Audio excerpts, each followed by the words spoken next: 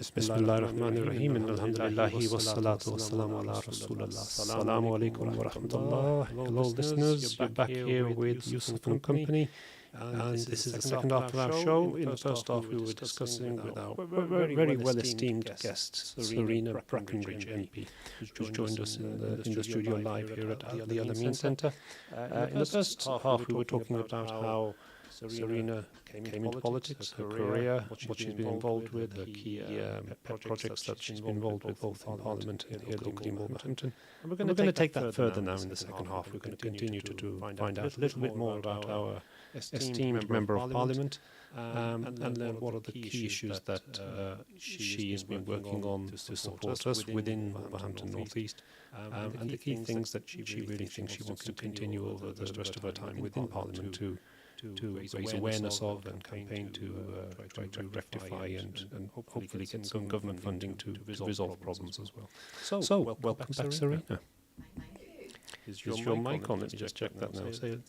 Hopefully, yes. That seems a lot better. That's better. I had the wrong mic on there. Right. So, Sureena, tell us about the world of Parliament first.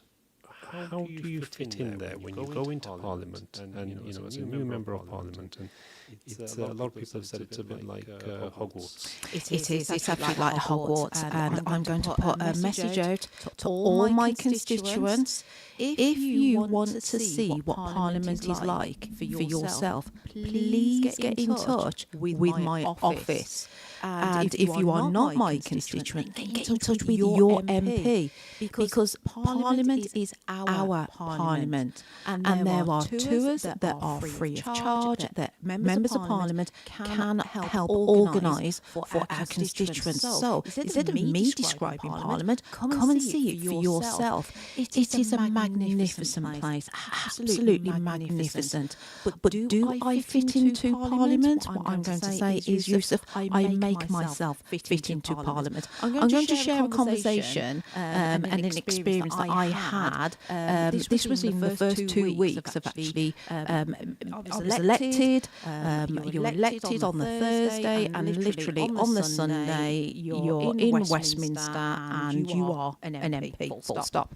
So within the first 2 weeks I found myself in a lift, and I will not name any names, but I was in the lift with an elderly Member of Parliament from an opposition party. And he was being very nice, and he was welcoming me to Parliament, and he said, so what do you think of this, of the Palace of Westminster, as it's called? And I said, wow, isn't it absolutely magnificent? How can you not be awed by such a place? And he said, doesn't it remind you of school? School? Not my school. Don't forget Yusuf. I was a secondary deputy head teacher of Moseley Park, and I previously taught Heath Parking and copies as well. I was like, what school? And then I realised, it dawned on me, his school days were very much one of privilege and surroundings that they wouldn't have been so awed by like I was, because I have never been in anywhere that was as magnificent as Parliament. So yes, Yusuf, if you say to me, do I belong in Parliament? I've made myself belong in Parliament. I use my voice in Parliament, and everyone can hear out there I've got quite a strong Wolverhampton accent, and I don't think there is anybody in the chamber that sounds like me. But I had an email from a former student. Once again, this was quite early on.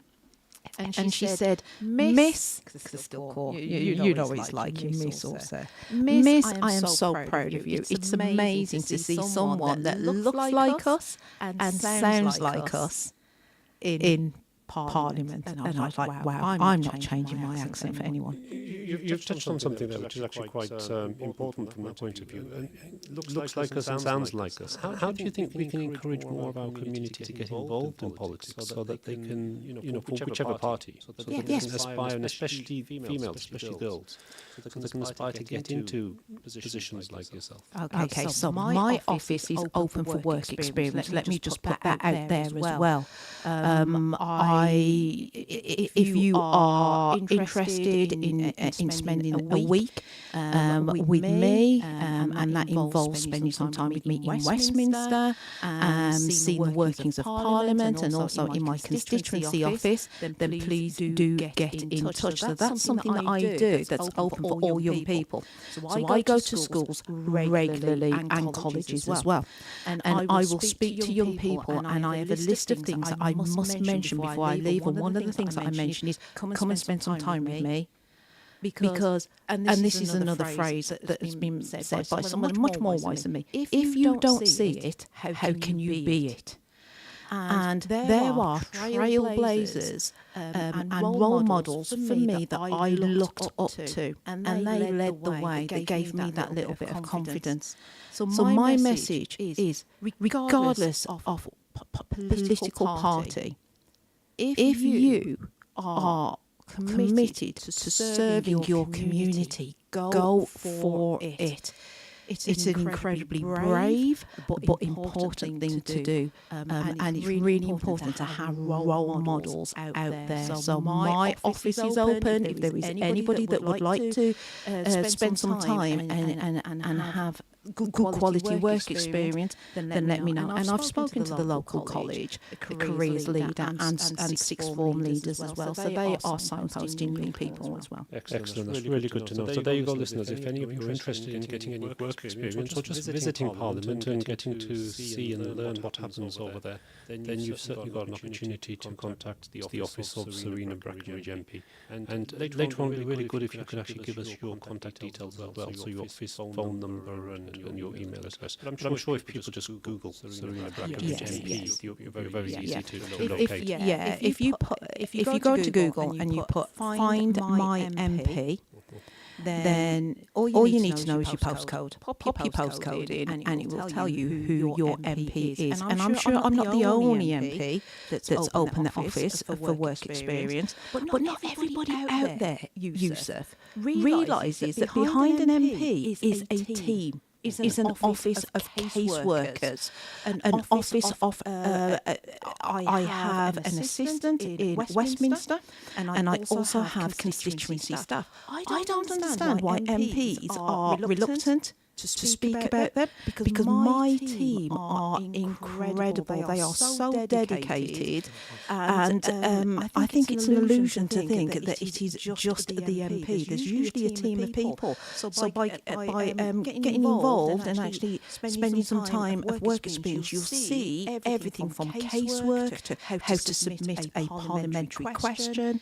Of course, I'm going to say this. It is super interesting. Of course. Right. Okay. Let's look at some more issues around local things, some local issues, which I think people, the things that are close to their heart. A lot of dismay, I suppose, a lot of concern around we can't get access to our doctors. What's going on with that? How is it that we can try to remedy that problem? What have you done towards remedying that problem? Okay. So once again, I have heard this, Yusuf, increasingly. Can't see a doctor. And then my job is to unpick that. Is it a perception or is it a reality? Because we now have 2,000 more GPs than we did before the general election. And in Wolverhampton North East, I have got good relationships with most of my GP surgeries, GP practices. I go and visit and I speak to the patient group or I speak to the GP. Things have started to improve. And in Wolverhampton, for example, it's not just Wolverhampton, but across the country, lots of GP practices now have ended the 8 a.m. scramble.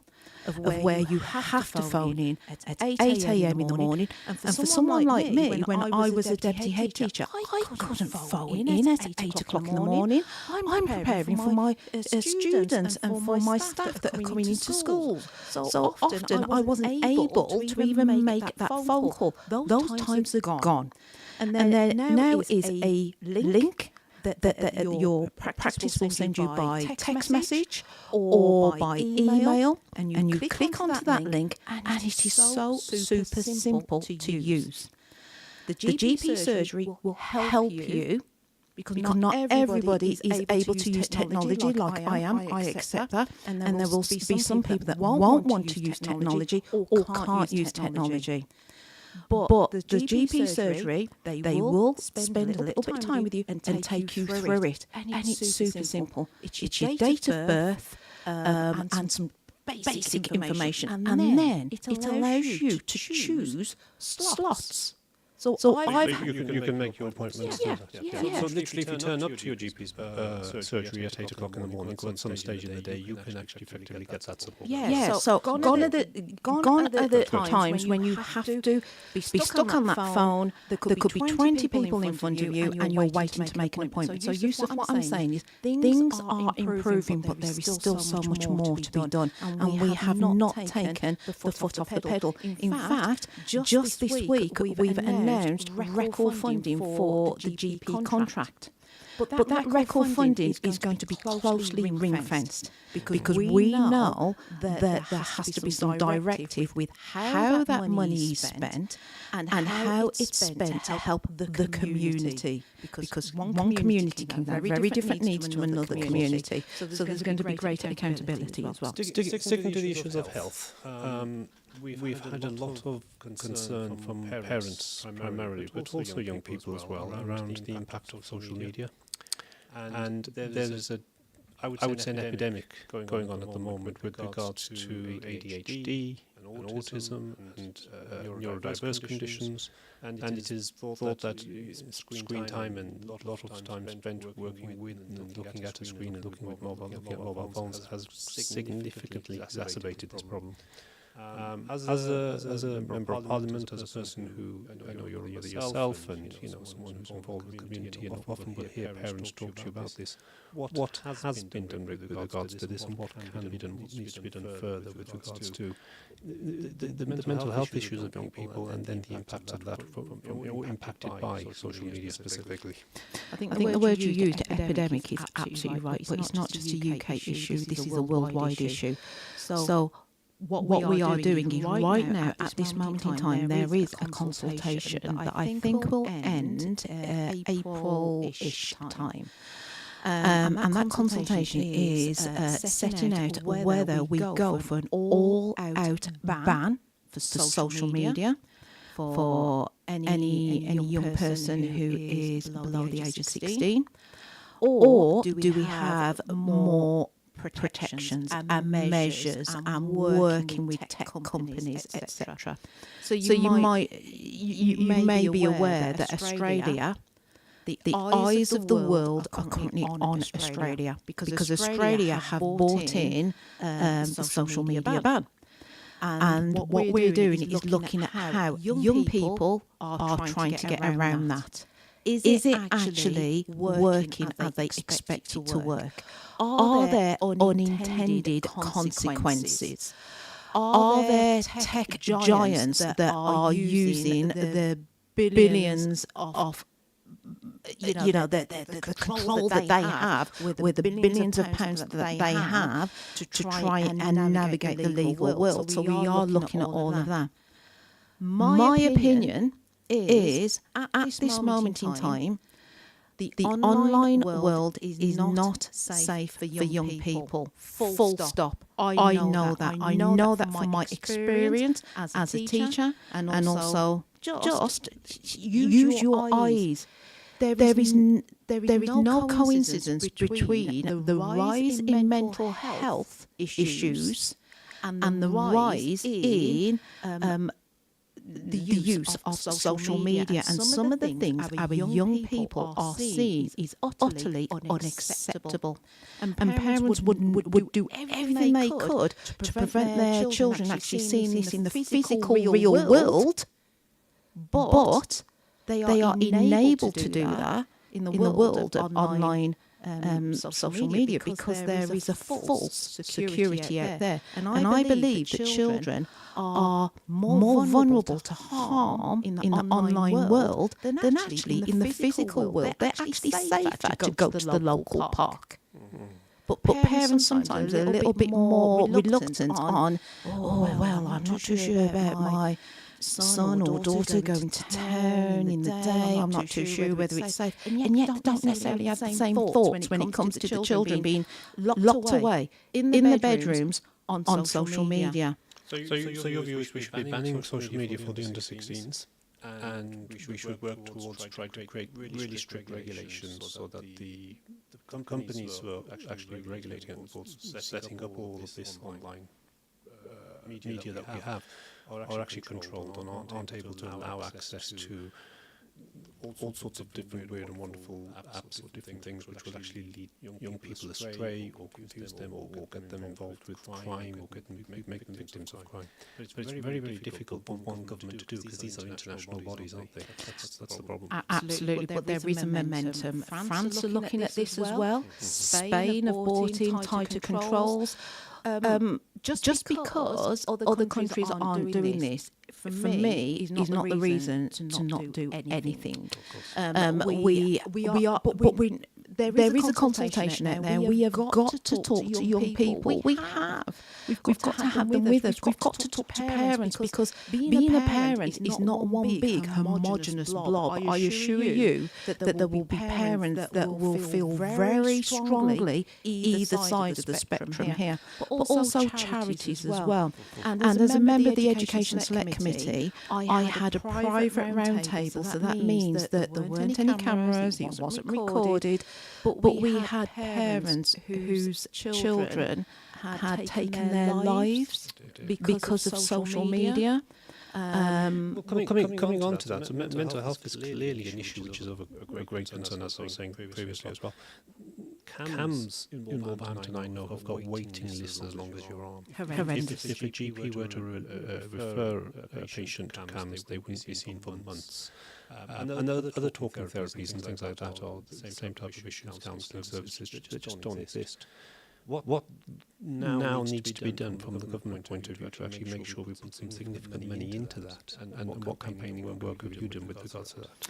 Right. So one of the things that we are doing is every secondary school will have a mental health counsellor, a specialist, not a member of staff that's necessarily trained up through some CPD, but a health professional specialist. So that's a commitment that we made and we've started to roll out.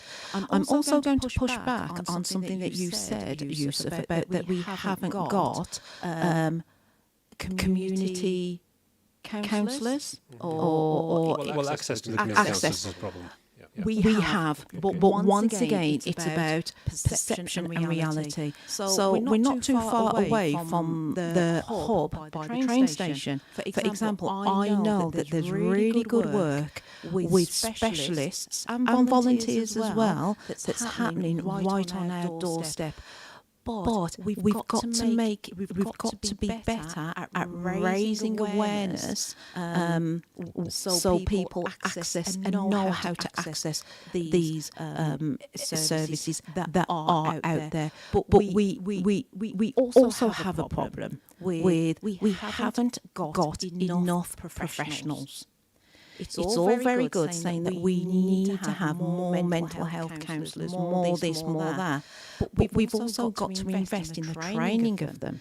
And this is one of the things that I'm really pleased that there is record significant funding that was announced just last week or the week before for education psychologists and speech and language therapists and mental health practitioners to start training these not always young people, there might be more mature people to actually come into the profession, because we need that workforce, and the capacity of that workforce has been limited. And it's just another example, Yusuf, of how we've got parts of our nation in crisis, but we haven't got a magic button to fix that right now. But what we have done is put the funding and the policies in place so that pipeline is starting to come through. But there's some really good support in Wolverhampton with mental health. I'm just going to signpost people to a couple of places, right? The Walls Foundation. Absolutely fantastic. Get in touch with them. They have a whole tier of range of support for young, elderly, male, female, etc. I'm also going to signpost people to Wensfield Men's Walking and Talking. So every Wednesday evening at 6:45 they meet up in Coleman Avenue by Perry Hall School. And they've helped tackle the stigma of male mental health. One of the things I'll just interject there, one of the things, of course, our listeners will be particularly keen on finding out is about the language support that can be given, because, of course, a lot of these facilities are no doubt in English. If you've come recently from abroad and English isn't your mother tongue and you're finding it particularly difficult, what you need is translation services as well. Yes. Alternatively, there's a service provided in your own language. I mean, people from the Middle East, people from North Africa and all the rest. Yes. And from that point of view, how can we now try to diversify these services so that more of them are available in mother tongue languages? Very good. Literally got a minute. Yeah. Okay. Seeing that I'm going to talk about something local, I'm going to signpost about Hope Community Centre in Heath Town. Incredible. If you engage with Hope Community Centre, they will be able to seek wider services and support based on individuals' needs and language barriers as well. So Hope Community Centre, brilliant. Okay, excellent. So from that point of view, we're looking at the last 2.5 minutes of the show. I want to give you an opportunity really to, from your own heart, whatever you wish, any messages you want to put out there. You've been very kind enough to give us your time, and I know you're a very, very busy person, so thank you very much, first of all. But just to give you an opportunity really to put out any messages to the community. It is the month of Ramadan at the moment, and we're coming up to Eid, which will be in a couple of weeks' time as well, so any messages relating to that as well.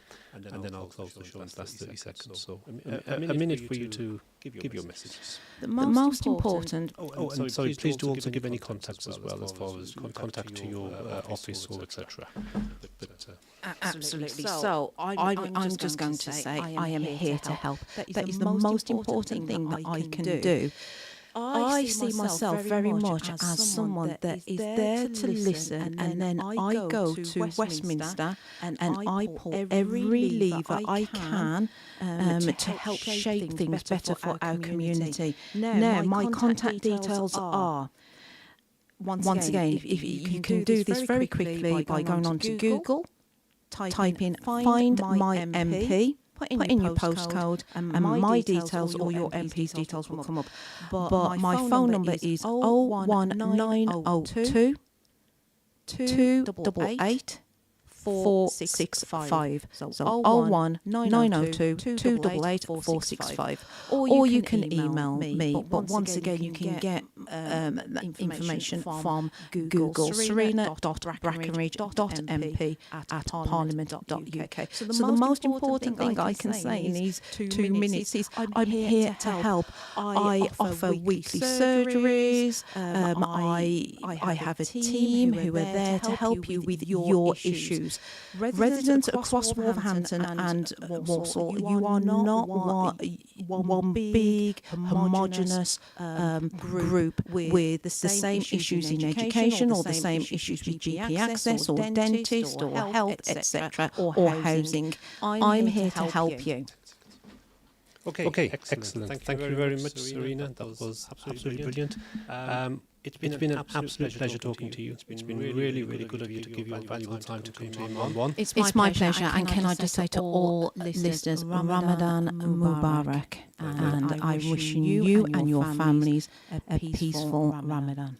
Thank you very much. That's very, very kind of you. Listeners, you're listening to Iman 1. My name is Yusuf Shafi, and this is Yusuf and Company. Inshallah, I will join you all next week as well.